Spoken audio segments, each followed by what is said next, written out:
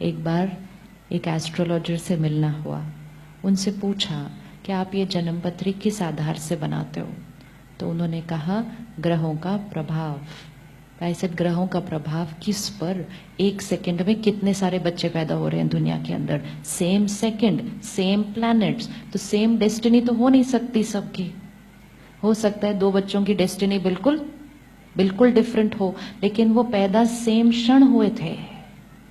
तो फिर उन्होंने कहा ग्रहों का असर उसके संस्कारों पर। तो दो आत्माएं सेम सेकंड पे पैदा हुई, लेकिन दोनों के संस्कार बिल्कुल डिफरेंट। फिर उनसे सबसे इंपॉर्टेंट क्वेश्चन कि ये जो संस्कार मैं लेकर आई, जिसके आधार पर आपने वो जन्मपत्री फर्स्ट डे पे बनाई, तो वो तो किस आधार पर बनी? जो संस्कार में आत्मा लेकर आई।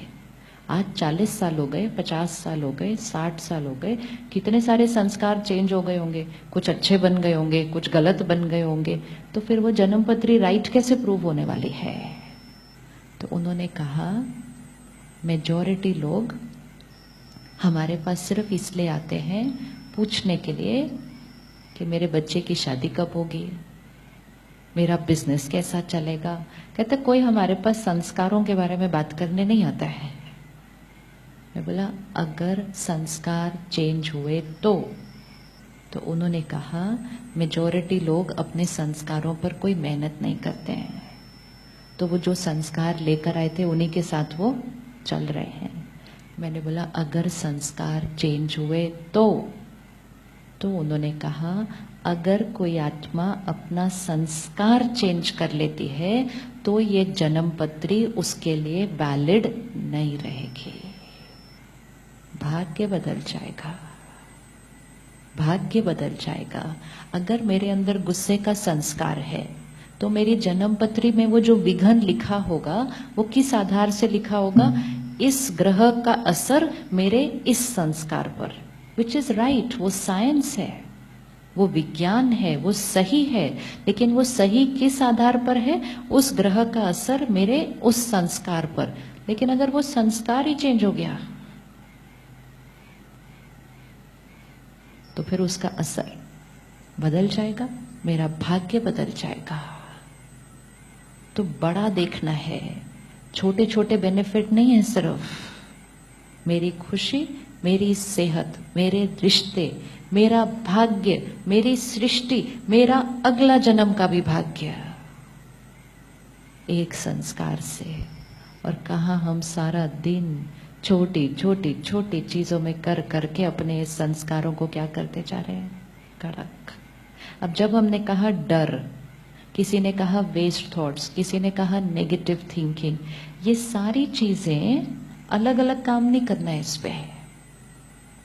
ये सारी चीजें एक कमजोर आत्मा की निशानी है। जैसे अगर शरीर कमजोर होगा तो किसी को डायबिटीज होगा, किसी को कुछ और होगा, किसी को कुछ और होगा। शरीर कमजोर है तो कोई ना कोई ऑर्गन पे असर हो जाएगा। हमें एक एक बीमारी पे नहीं वर्क करना, हमें पूरे शरीर को हेल्दी करना है।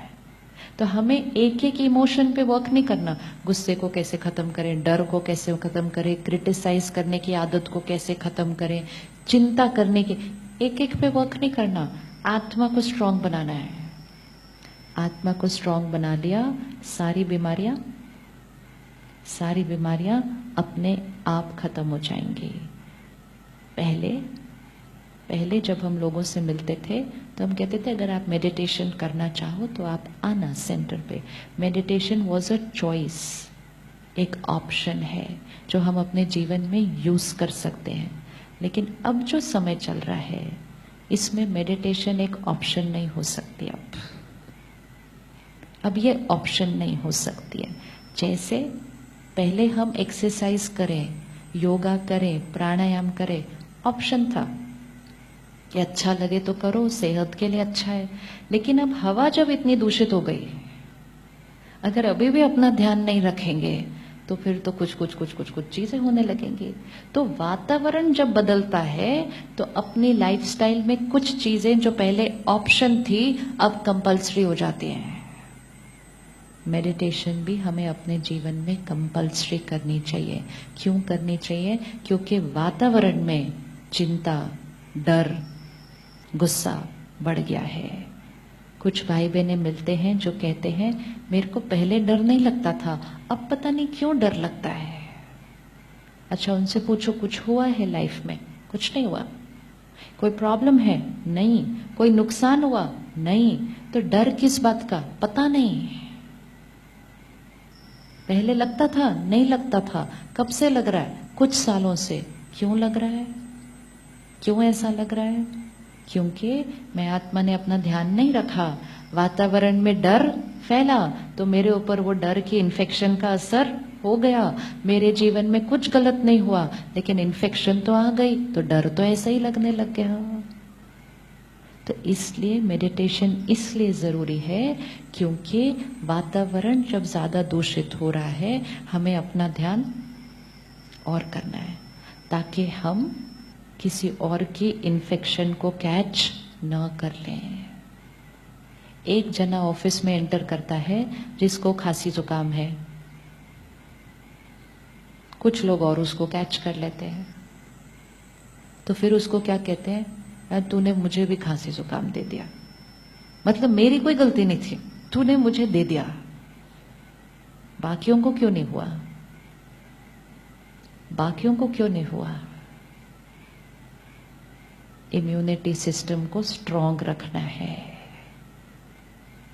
इसी तरह जहां भी हम काम करते हैं, ऑफिस में गुस्सा होगा, चिंता होगी, तनाव होगा, हमें उसी वातावरण में 8-10 घंटे बैठना है, मतलब वही हवा में बैठना है। लेकिन अपने इम्यूनिटी सिस्टम को क्या करना होगा? आप सुबह निकलें घर से बिल्कुल फ्रेश, क्लीन, मन एकदम शांत, आप सिर्फ सड़क पर आ जाएं ट्रैफिक में, और इमोशंस बदलने शुरू हो जाते हैं, जबकि अभी हमारे साथ कुछ गलत नहीं हुआ है, लेकिन एनर्जी ऑन द रोड, देखा किसी ने कभी एनर्जी ऑन द रोड लगती है अलग कभी? हाँ, लगती है ना। फिर उसके बाद energy of the office, work place, अब सारा दिन उसमें बैठना, फिर शाम को वापस एनर्जी ऑन द रोड। जब ये सब इतनी सारी इन्फेक्शन कैच करके करके करके हम शाम को अपने घर पहुंचेंगे, वो 2 घंटे जो हम अपने बच्चों के साथ, अपने परिवार के साथ बिताते हैं, तो ये सारी इन्फेक्शन जो हम लेकर आए सारे दिन की, वो फिर हम सबसे बेस्ट गिफ्ट किसको दे देते?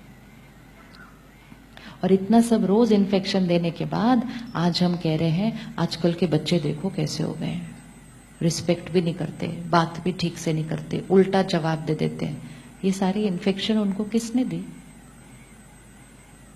ये सारी इन्फेक्शन उनको किसने दी? एंड मोस्ट इम्पोर्टेंट, अब उनको हेल्दी बनाना चाहते हो तो किसको हेल्दी बनना पड़ेगा? किसको हेल्दी बनना पड़ेगा? तो ये जिसको हम कह रहे हैं कि ये संस्कार चेंज करना बहुत मुश्किल है, एक ये बहुत इजी है, एंड मोस्ट इम्पोर्टेंट इसका रिटर्न बहुत ज्यादा है।